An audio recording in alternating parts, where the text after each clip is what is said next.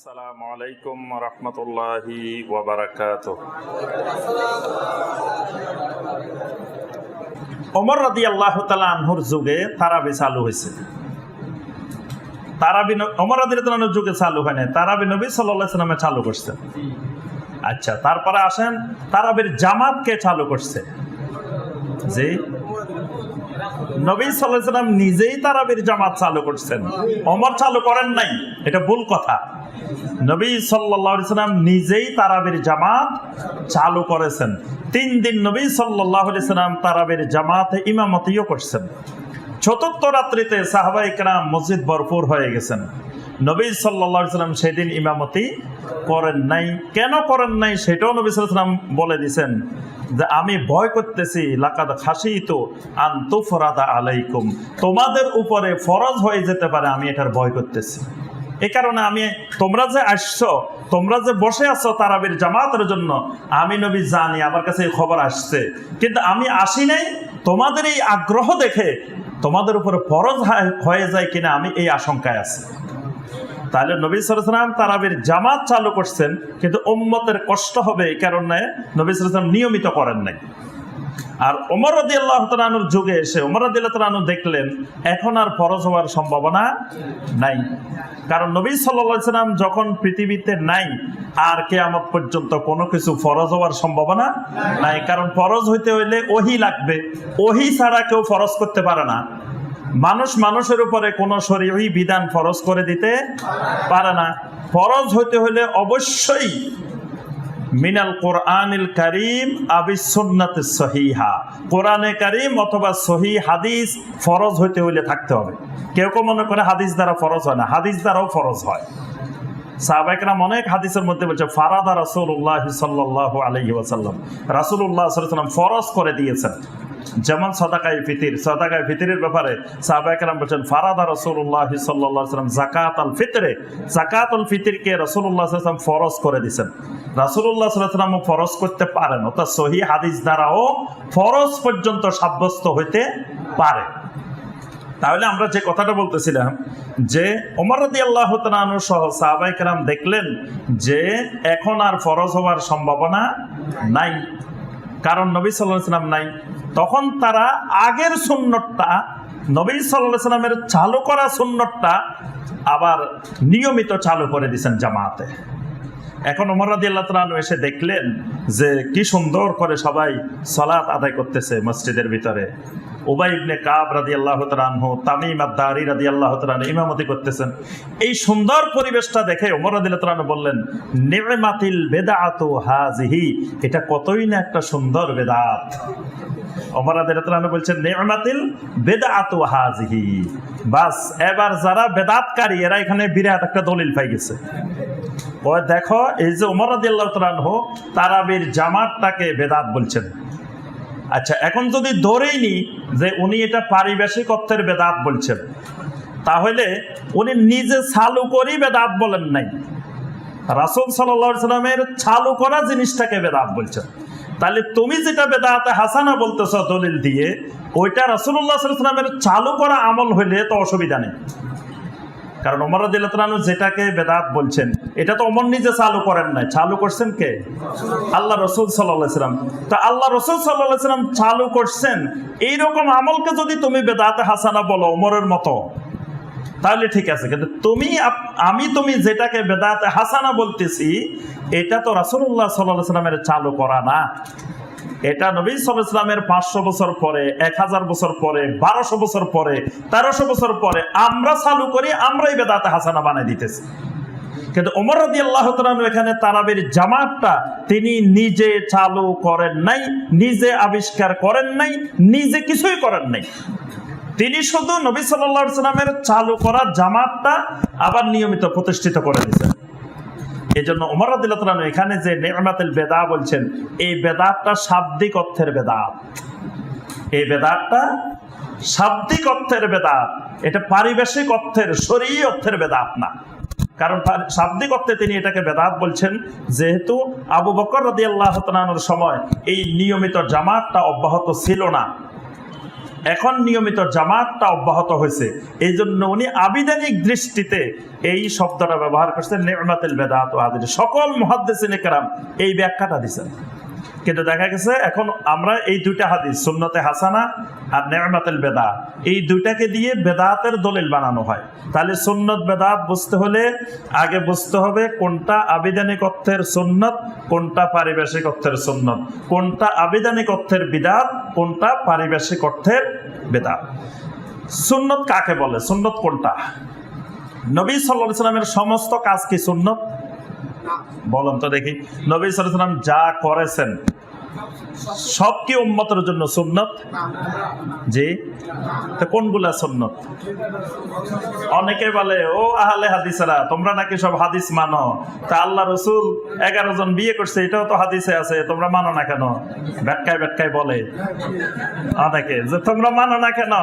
তা আহলে হাদিসেরা কইছে যে আমরা যা হাদিসে ভাই সব মানি। তুমি এত হিংসা, বিদ্বেষ, প্রতিহিংসা কেন আহলুল হাদিসদের প্রতি? তুমি এখনো আহলুল হাদিস সম্পর্কে তোমার জ্ঞানে অর্জন হয় নাই। আগে জ্ঞান অর্জন করো, তাদের সম্পর্কে জানো, বুঝো। তাদেরকে উপরে দেখে বোঝা যাবে না, তাদের সম্পর্কে তোমার অনেক স্টাডি করা লাগবে। আমি ওই দিন এক প্রোগ্রামে বলছি যে আজ থেকে 22 বছর আগে ডক্টর খন্দকার আব্দুল্লাহ জাহাঙ্গীর রাহিমাহুল্লাহ আমাদেরকে যেটা বলে গেছেন, 22 বছর পরে আসি একজন মুনাজিরে আজম, খতিবে আজম ওই কথা বুঝে আসছে। আহলুল হাদিস, সালাফি মানহাজ বুঝতে হলে অনেক গভীরে যাওয়া লাগে, ভাষা বোঝা যায় না। আব্দুল্লাহ জাহাঙ্গীর রাহিমাহুল্লাহকে আমরা জিজ্ঞাসা করছিলাম সেই 1999 সালে যে ইল্লাল্লাহ জিকির করা সুন্নত না বেদাত, বুঝতে পারছেন? তাই শায়েখ উত্তর দিচ্ছেন, তখন উত্তর দিচ্ছেন আমাদেরকে, বলছেন যে আপনার এই প্রশ্নটা করা হয়েছিল শায়েখের বাড়ির পাশেই একটা মাহফিল হয়েছিল, ওই মাহফিলের ওখানে মাঠের মধ্যে। তো শায়েখ উত্তর দিচ্ছেন যে এটা বেদাত, এই ব্যাপারে কোনো সন্দেহ নাই। তবে আমরা জিজ্ঞাসা করলাম যদি এটা বেদাত হয় তো আপনার শ্বশুরেরা সহ এই যে ফুরপুরা, শর্ষিনা, তারপরে আপনার জৈনপুর, তারপরে আমরা উপমহাদেশে যা দেখি পীর সাহেবদেরকে, তো সবাই তো দেখি ইল্লাল্লাহ ইল্লাল্লাহ জিকির করে। তো যদি বেদাত হয় এটা চালু হইল কেমনে? এটা আসলো কেমনে এই দেশে? তখন শাইখ বলছিলেন যে শোনো, একটা রিয়াজত আর একটা ইবাদত, এই দুইটা টার্ম মনে রাখবা। একটা রিয়াজত আর একটা ইবাদত। বললেন যে এই উপমহাদেশে যারা মুসলমান হয়েছে তারা হিন্দু থেকে মুসলমান হয়েছে, বৌদ্ধ থেকে মুসলমান হয়েছে, বিভিন্ন জায়গা থেকে এরা মুসলিম হয়েছে। হওয়ার পরে ওলামায়ে কেরাম এদেরকে কালেমা শিখাইতেছেন। ওলামায়ে কেরাম কালেমাটা বিশুদ্ধ করে এদেরকে শিখাইতেছেন। এখন এদেরকে বলে যে তুমি বলো লা ইলাহা ইল্লাল্লাহু মুহাম্মাদুর রাসূলুল্লাহ। এখন আগে থেকে যে মুসলমান সে তো খুব সুন্দর করে বলে দিছে, এখন নতুন একজন মুসলমান সে তো পারে না, এ তো নতুন কালেমা শিখছে, আরো আরবি ভাষার সাথে পরিচয় নাই, এই শব্দগুলোর সাথে পরিচয় নাই। তখন ওলামায়ে কেরাম তারে বললো যে তুমি বলো লা ইলাহা লা ইলাহা লা ইলাহা, 50 বার মস্কে করাইছে লা ইলাহা লা ইলাহা। এবার বলো ইল্লাল্লাহ ইল্লাল্লাহ ইল্লাল্লাহ, 50 বার মস্কে করাইছে। 100 বার পরে এবার কত? এবার বলো লা ইলাহা ইল্লাল্লাহ লা ইলাহা ইল্লাল্লাহ, দুটারে যোগ করো। এই বাক্য মুখস্থ করেছে। এবার পরের বাক্যে আসো, বলো মুহাম্মাদুর মুহাম্মাদুর মুহাম্মাদুর, বলো রাসূলুল্লাহ রাসূলুল্লাহ। এইভাবে মস্কে করাই করে মুখস্থ করেছে। এটার নাম রিয়াজত, এটার নাম হলো রিয়াজত। এটা শরীয়তে জায়েজ। একজনে সূরা ফাতিহা শিখতে আছে, এ তো হেরে কইতেছেন আপনি বলেন আলহামদুলিল্লাহি রাব্বিল আলামিন, সে তো হামদু উচ্চারণ আছে না, হে কয় আলহামদু। আপনি কয় না হয় নাই আলহামদু, গলারে ভালো করে ছাপ দি বলো। এটা শিখতে অনেক কষ্ট হবে না? কয়েকদিন এটা মস্কে করাইতে হবে। এটার নাম রিয়াজত। তারপরে সে কয় রাব্বিল, কয় না রব্বিল, এইভাবে মস্কে করে করে শিখাইতে হয় না, এটার নাম রিয়াজত। তো ওলামায়ে কেরাম এইভাবে মানুষকে বিশুদ্ধ করে কালেমা শিখাইতেন, এটা রিয়াজত, এটা জায়েজ। এখন অন্যরা দেখছে যে এত বড় হুজুরে এইভাবে ইল্লাল্লাহ ইল্লাল্লাহ শিখাইতেছে, তাহলে এবার এটা এই হুজুরের থেকে শুনি বাকিরা জিকির বানায় ফেলছে। কারণ অনেকে দেখছে এরকম, দেখি বাড়ির যে না হুজুরের দেখছি, হুজুরে সবাই ইল্লাল্লাহ ইল্লাল্লাহ শিখাইতেছে, তাহলে এটা জিকির, এভাবে জিকির করা যাবে। এইভাবে আস্তে আস্তে রিয়াজতটা ইবাদতের রূপ নিছে। এই জন্য সমাজে বাংলা এই উপমহাদেশে এই অঞ্চলে এই বেদাতটা চালু হয়েছে, পৃথিবীর অন্য অঞ্চলে কিন্তু এই বেদাতটা নাই। আচ্ছা, তো আমি যে কথাটা বলতেছিলাম, এই কথাটা আব্দুল্লাহ জাহাঙ্গীর রাহমাহুল্লাহ বলছেন 1999 সালে। তো উনি বলার পরে যখন বাংলাদেশে ইল্লাল্লাহ জিকির নিয়ে কথাবার্তা উঠছে, এবার অনেকে যারা ইল্লাল্লাহ জিকির কারি এবং ইল্লাল্লাহ জিকিরকে প্রতিষ্ঠাকারী জমিনে, এটাকে যে কোনোভাবে ধরে রাখতেই হবে, তারা আবার দলিল দেওয়া শুরু করে, দলিল খোঁজা শুরু করছে। এতদিন তো দলিল ছিল না। আচ্ছা, এখন যেহেতু করে আবার দলিল খোঁজে, তা একজন যিনি বড় মানে সবা আলেমদের মাথা মুরব্বী, তাকে জিজ্ঞাসা করা হলো ইল্লাল্লাহ জিকির সম্পর্কে। কয় যেই আলেম বলবো ইল্লাল্লাহ জিকির জায়েজ নাই, তার নামের আগে মাওলানা লেখা জায়েজ নাই। এটা হচ্ছে ইল্লাল্লাহ জিকিরের দলিল। আচ্ছা, আরেকজনে কয় শুনেন, আপনার এই বুখারীর হাদিসের মধ্যে আছে ইল্লাল ইজখির। নবী সাল্লাল্লাহু আলাইহি ওয়াসাল্লাম বলছেন যে এখানে মক্কা মুকাররমায় কিছু কাটা যাবে না, কিছু ইয়ে করা যাবে না, এখানে হারামের সম্মান রক্ষা করতে হবে। সাহাবীরা বললেন আমাদের তো ইজখিরটা দরকার হয়। তখন নবী সাল্লাল্লাহু আলাইহি ওয়াসাল্লাম বললেন ইল্লাল ইজখির। এখানে ইল্লা বলি, পরের অংশটা বলছে, আগেরটা বলেন নাই, তাহলে জায়েজ। মানে ব্যাকরণ দিয়ে, গ্রামার দিয়ে ইবাদত বানানোর পদ্ধতি, সিস্টেম। এবং যারা গ্রামার দিয়ে ইবাদত বানায় তাদেরকে বাঙালি বলে মুনাজিরে আজম, খতিবে আজম। মানে গ্রামার দিয়ে ইবাদত বানাইতে পারে, এইরকম এত বড় যোগ্যতা আছে যে আরবি গ্রামার দিয়ে ইবাদত বানায় ফেলায়। আরেকজন যিনি একেবারে খতিবুল উম্মাহ, তিনি বলতেছে আরে মিয়া কোরআনেই আছে কুল্লা ইয়ালামু মান ফিস সামাওয়াতি ওয়াল আরদিল গায়বা ইল্লাল্লাহ।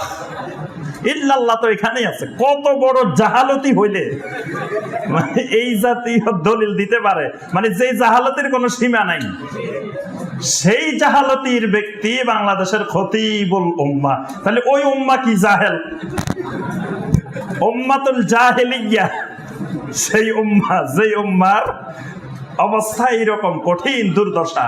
তাহলে আমি যে কথাটা বলতেছিলাম সেটা হলো, আচ্ছা এইভাবে সবাই ইল্লাল্লাহ জিকিরের কত দলিল পাওয়া যাচ্ছে, দলিল আর দলিল। আচ্ছা, তা আব্দুল্লাহ জাহাঙ্গীর রাহমাহুল্লাহ 1999 সালে বলছে, ওই দিন এই 2022 সালে আসি দেখলাম যে যিনি ইল্লাল ইজখির দিয়ে দলিল দিচ্ছেন, যিনি মুনাজিরে আজম, তিনি তাকে একজন জিজ্ঞাসা করতেছে যে ইল্লাল্লাহ জিকির জায়েজ কিনা। তো উনি বলতেছেন শোনো, একটা ইবাদত, একটা রিয়াজত। ইবাদত হিসাবে করলে এটা বেদাত জায়েজ নাই, রিয়াজত হিসাবে করলে এটা জায়েজ আছে। তা আমি যে কথাটা, এই কথাগুলো এই জন্য বললাম যে আব্দুল্লাহ জাহাঙ্গীর রাহমাহুল্লাহ বুঝছে কত সালে? 1999 সালে। আর উনার বুঝতে 2022 সাল লাগছে। এই মাঝখানে এত বছর এটারে জায়েজ বানানোর জন্য কত রঙের দলিল দলিল দিয়ে লাস্টে আসে আলহামদুলিল্লাহ বুঝতে পারছে 2022 সালে যে রিয়াজত জায়েজ, ইবাদত হিসাবে জায়েজ নাই, ইবাদত হিসাবে করলে বেদাত। তাহলে আমি যে কথাটা বলতেছিলাম যে আপনার সালাফি মানহাজ, আহলুল হাদিস, এদেরকে খালি আপনি এমনি বলে দিতে পারেন, গালিগালাজ করতে পারেন, অনেক কিছু করতে পারেন, কিন্তু এই মানহাজ বুঝতে হলে কিছু জ্ঞান অর্জন, গভীরতায় পৌঁছতে হবে, না হয় এটা বোঝা যাবে না। তা আমি যে কথাটা বলতেছিলাম যে এই আহলে হাদিসেরা, তোমরা হাদিস মানো তো 11টা বিয়ে করো না কেন? হাদিস মানো, তোমরা হাদিসে তো নবী সাল্লাল্লাহু আলাইহি ওয়াসাল্লাম দাঁড়া দাঁড়া প্রস্রাব করতেন, এই কথাও আছে, তোমরা এটা দাঁড়া দাঁড়ায় করো না কেন? এবং অনেক বিশ্রী করে, খারাপ ভাষায় নবী সাল্লাল্লাহু আলাইহি ওয়াসাল্লামের হাদিস নিয়ে ব্যঙ্গ করে, ঠাট্টা করে, বিদ্রূপ করে। আল্লাহ তাদেরকে হেদায়েত দান করুক, আল্লাহ তৌফিক দান করুক। তা আমি যে কথাটা বলতেছিলাম সেটা হলো, নবী সাল্লাল্লাহু আলাইহি ওয়াসাল্লাম সবকিছু করলেই কি সুন্নাত? সুন্নাত না। এই নীতিমালা বুঝতে হবে। নবী সাল্লাল্লাহু আলাইহি ওয়াসাল্লামের সমস্ত কাজ 3 ভাগে বিভক্ত। কয় ভাগে বিভক্ত? 3 ভাগে বিভক্ত। 1 নম্বর কাজ নবী সাল্লাল্লাহু আলাইহি ওয়াসাল্লামের জন্য নির্দিষ্ট, খাস। নবী সাল্লাল্লাহু আলাইহি ওয়াসাল্লামের জন্য খাস, এটা উম্মত করা যাবে না, উম্মতের জন্য হারাম। নবী সাল্লাল্লাহু আলাইহি ওয়াসাল্লামের জন্য খাস। যেমন 11টা বিবাহ। নবী সাল্লাল্লাহু আলাইহি ওয়াসাল্লাম কিন্তু আমাদের থেকে কম বিয়ে করছেন। নবী সাল্লাল্লাহু আলাইহি ওয়াসাল্লাম আমাদের থেকে বিয়ে করছেন কম, সংখ্যা বেশি। এবার বলেন তো দেখি কেমনে সংখ্যা বেশি বিয়ে কম? হ্যাঁ, যে ভাই বলছেন যে নবী সাল্লাল্লাহু আলাইহি সাল্লামকে আল্লাহ রাব্বুল আলামিন 30 জন যুবকের পূর্ণ শক্তি দান করছেন। সুবহানাল্লাহ। তাহলে নবী সাল্লাল্লাহু আলাইহি সাল্লাম যদি একটা করে বিয়ে করেন, এক যুবকের সমান একজন, তাহলে নবী সাল্লাল্লাহু আলাইহি সাল্লামের ন্যূনতম বিয়ে করা দরকার ছিল কয়জন? 30 জন। সেখানে নবী সাল্লাল্লাহু আলাইহি সাল্লাম বিয়ে করছেন মাত্র, তাও 2 জন মারা গেছেন, এট এ টাইম 9 জন ছিলেন। তাহলে নবী সাল্লাল্লাহু আলাইহি সাল্লাম 30 জনের মধ্যে 9 জন, 3 ভাগের 1 ভাগ বিয়েও করেন নাই। আমাদের তুলনায় 3 ভাগের 1 ভাগ বিয়েও করেন নাই। 3 ভাগের 1 ভাগের চাইতে কম বিয়ে করছেন নবী সাল্লাল্লাহু আলাইহি সাল্লাম। সেই তুলনায় আমরা 3 ভাগের 1 ভাগ বেশি, 3 ভাগের 2 ভাগ বেশি বিয়ে করি, কারণ আমরা একজন বিয়ে করতেছি, আর নবী সাল্লাল্লাহু আলাইহি সাল্লাম একজনে 30 জন। তাহলে নবী সাল্লাল্লাহু আলাইহি সাল্লামের স্ত্রী থাকার কথা ছিল 30 জন। আচ্ছা, এরপরে নবী সাল্লাল্লাহু আলাইহি সাল্লাম এই যে বিয়ের অনুমতি দিয়ে নবী সাল্লাল্লাহু আলাইহি সাল্লামকে আল্লাহ রাব্বুল আলামিন বলে দিয়েছেন খালিসাতাল লাকা মিন দুনিল মুমিনিন। সূরা আল আহজাবের মধ্যে আছে, আল্লাহ পাক বলেন খালিসাতাল লাকা মিন দুনিল মুমিনিন। এটা আপনার জন্য খালেস, অন্য মুমিনদের জন্য নয়। অন্য মুমিনেরা এটা করতে পারবে না, আপনার জন্য খাস। সাওমে বেসাল মানে কন্টিনিউ রোজা রাখা, সিয়াম পালন করা, এটা উম্মতের জন্য হারাম, কিন্তু নবী সাল্লাল্লাহু আলাইহি সাল্লামের জন্য খাস। নবী সাল্লাল্লাহু আলাইহি সাল্লাম মাঝে মাঝে সাওমে বেসাল রাখতেন। সাহাবীদেরকে বলছেন ইয়্যাকুম ওয়াল বেসাল, খবরদার তোমরা সাওমে বেসাল রাখিও না, কারণ ইউতিউমুনি রাব্বি ওয়া ইউসকিনি রাব্বি, আমার রব আমারে খাওয়ায়, আমার রব আমাকে পান করায়, তোমরাই কাজ করতে যাইও না। তাহলে এটা নবী সাল্লাল্লাহু আলাইহি সাল্লামের জন্য খাস। নবী সাল্লাল্লাহু আলাইহি সাল্লামের জন্য নিকাহুল হেবা জায়েজ। হেবা মানে কোন নারী যদি নবী সাল্লাল্লাহু আলাইহি সাল্লামকে এসে বলে যে আমারে কোনো মোহর দেওয়া লাগবে না, কিচ্ছু দেওয়া লাগবে না, আমি আপনাকে হেবা করে দিলাম, আমার নিজেকে আপনার প্রতি হেবা করে দিলাম, নবী সাল্লাল্লাহু আলাইহি সাল্লাম যদি অ্যাকসেপ্ট করে, আল্লাহ বলছেন আপনার বিয়ে বৈধ, আপনি বিয়ে করতে পারবেন। এটা উম্মতের জন্য হারাম। এইরকম আরো অসংখ্য কাজ আছে যেটা নবী সাল্লাল্লাহু আলাইহি সাল্লামের জন্য খাস, উম্মতের জন্য জায়েজ না। আরেক ধরনের কাজ আছে নবী সাল্লাল্লাহু আলাইহি সাল্লাম নিজে করতেন, কিন্তু উম্মতকে করার জন্য কোনো উৎসাহিত করতেন না। নবী সাল্লাল্লাহু আলাইহি সাল্লাম নিজে করতেন, কিন্তু উম্মতকে করার জন্য এটার কোনো ফজিলত বলতেন না, উৎসাহ দিতেন না, কিছু করতেন না। এই কাজগুলো সুন্নত না, এই কাজগুলো নবী সাল্লাল্লাহু আলাইহি সাল্লামের সুন্নত না। এই কাজগুলোর নাম হলো মিনাল আদাত ওয়াল মুবাহাত, এগুলোকে বলা হয় আদাত। যেমন নবী সাল্লাল্লাহু আলাইহি সাল্লাম লাউ খাইতেন, লাউ পছন্দ করতেন। কেউ যদি কয় লাউ খাওয়া সুন্নত, মারাত্মক ভুল, এটা সুন্নত না। নবী সাল্লাল্লাহু আলাইহি সাল্লাম খাইতেন, কিন্তু উম্মতকে বলেন নাই তোমরাও লাউ খাও, লাউ খাইলে তোমাদের কোষ্ঠকাঠিন্য রোগ চলে যাইব, তোমাদের এটা হবে এটা হবে, এরকম কোনো কথা নবী সাল্লাল্লাহু আলাইহি সাল্লাম কিন্তু বলেন না। লাউ এর ফজিলত বর্ণনা করে নবী সাল্লাল্লাহু আলাইহি সাল্লাম কোনো সহিহ হাদিস বর্ণনা করেন নাই, এই জন্য এটা সুন্নত হবে না। নবী সাল্লাল্লাহু আলাইহি সাল্লাম মিষ্টি খাইতেন, উম্মত যদি কয় না মিষ্টি খাওয়া সুন্নত, মিষ্টি খাওয়া সুন্নত না। নবী সাল্লাল্লাহু আলাইহি সাল্লাম মাথায় সবসময় টুপি পরিধান করতেন, উম্মতকে টুপির কোনো ফজিলত বর্ণনা করেন নাই, এজন্য টুপি উম্মতের জন্য সুন্নত না। নবী সাল্লাল্লাহু আলাইহি সাল্লাম আরবের যে পোশাক পরিধান করতেন, উম্মতকে পুরা ওই কালারের, ওই ডিজাইনের, ওই সিস্টেমের পোশাক পরিধানের জন্য উৎসাহিত করেন নাই। যদি এটা সুন্নত হইতো, তা আমাদের একজনের জামাও সুন্নতের আওতায় পড়ে না। আমরা যে জুব্বা পরছি, নবী সাল্লাল্লাহু আলাইহি সাল্লাম এই জামা জীবনেও এরকম পরেন নাই, এই কাটিং এর, এই ডিজাইনের, এই কোম্পানির কাপড়, এগুলো নবী সাল্লাল্লাহু আলাইহি সাল্লাম কখনো পরেন নাই। এটা নবী সাল্লাল্লাহু আলাইহি সাল্লাম নিজে পরেছেন, কিন্তু উম্মতকে কোনো উৎসাহিত করেন নাই। পোশাকের বিধিবিধান বর্ণনা করছেন, কিন্তু নবী সাল্লাল্লাহু আলাইহি সাল্লাম বলেন নাই যে আমি যেরকম, যে কালারের, যে সিস্টেমের, যেরকম পড়ছি এরকম পরো, এটা বলেন নাই। এইরকম অসংখ্য আমল পাবেন। নবী সাল্লাল্লাহু আলাইহি সাল্লাম খাইতেন, ব্যবহার করতেন ফাগড়ি, ফাগড়ি নবী সাল্লাল্লাহু আলাইহি সাল্লাম নিজে ব্যবহার করতেন, কিন্তু উম্মতকে উৎসাহিত করতেন না যে ফাগড়ি পরলে এই ফজিলত, এই ফজিলত, এরকম বলতেন না। যেগুলো ফাগড়ির ফজিলতের হাদিস আছে সব দঈফ, সব জাল, সহি কোনো হাদিস এই ব্যাপারে আসে নাই। তাহলে নবী সাল্লাল্লাহু আলাইহি সাল্লাম যেগুলো নিজে করতেন, উম্মতকে উৎসাহিত করেন নাই, করার নির্দেশনা দেন নাই, এগুলা সুন্নত না, এগুলো হলো আদাত। আদাত যদি নবী সাল্লাল্লাহু আলাইহি সাল্লামের মহব্বতে কেউ করে, সে নবী সাল্লাল্লাহু আলাইহি সাল্লামের মহব্বতের সওয়াব পাবে। আমি যদি নবী সাল্লাল্লাহু আলাইহি সাল্লামকে ভালোবেসে, আল্লাহ রাসূল সাল্লাল্লাহু আলাইহি সাল্লাম মাথায় টুপি পরতেন, আমিও এর জন্য টুপি পরি, এটা নবী সাল্লাল্লাহু আলাইহি সাল্লামকে মহব্বতের সওয়াব পাবে। নবী সাল্লাল্লাহু আলাইহি সাল্লাম পাগড়ি পরতেন, আমিও পাগড়ি পরি, এটা নবী সাল্লাল্লাহু আলাইহি সাল্লামকে মহব্বতের সওয়াব পাওয়া যাবে, কিন্তু সুন্নত না। সুন্নত হলে এটা সার্বজনীন, কোন স্থান, কাল, পাত্রের মধ্যে আলাদা থাকা যাবে না, সারা দুনিয়াতে একটাই সুন্নত। এজন্য পাগড়ি যদি সুন্নত হইতো তো কাবার ইমামদের জন্য সুন্নত, বাংলাদেশেও সুন্নত, আমেরিকাও সুন্নত, আফ্রিকাও সুন্নত, সব জায়গায় সুন্নত হইতো। যদি এটা সুন্নত হইতো তো মদিনার ইমামেরা সবসময় পাগড়ি পরে থাকতেন না, কারণ মদিনা থেকে কোনো সুন্নত বিলুপ্ত হইতে দেওয়া হয় না। মদিনা থেকে প্রতি বছর মদিনাতে একটা সম্মেলন হয়, শুধু মদিনা মুনাওয়ারা থেকে কোনো সুন্নত বিলুপ্ত হয়ে যাচ্ছে কিনা এটার একটা কমিটি আছে, সুন্নত সংরক্ষণ কমিটি। আমাদের দেশে আজকে ফেসবুকে দেখলাম মাযহাব সংরক্ষণ কমিটি হয়েছে, মাযহাব সংরক্ষণ ঐক্য পরিষদ, মাযহাব সংরক্ষণ ঐক্য পরিষদ। মাযহাব রক্ষা করার জন্য ঐক্য পরিষদ হয়েছে, আল্লাহর দ্বীন রক্ষা করার জন্য, সুন্নত রক্ষা করার জন্য বাংলাদেশে কোনো ঐক্য পরিষদ আজ পর্যন্ত দেখা যায় না। মদিনাতে আছে সুন্নত সংরক্ষণ পরিষদ, তাদের প্রতি বছর মিটিং হয় এবং কোন সুন্নত মদিনা থেকে বিলুপ্ত হচ্ছে কিনা এটার প্রতি খেয়াল রাখা হয়।